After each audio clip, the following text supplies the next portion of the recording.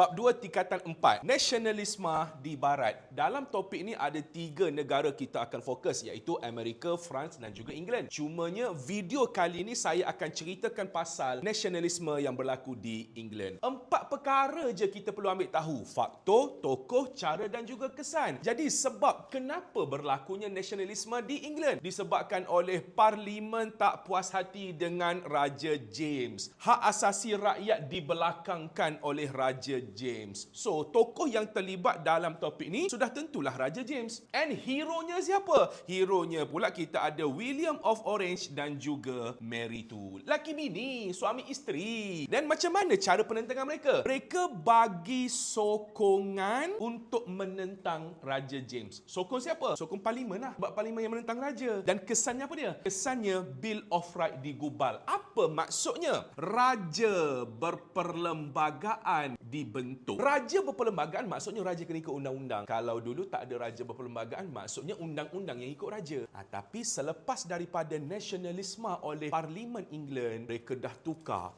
Raja kena ikut undang-undang. Jangan lupa untuk follow Kemah Boh.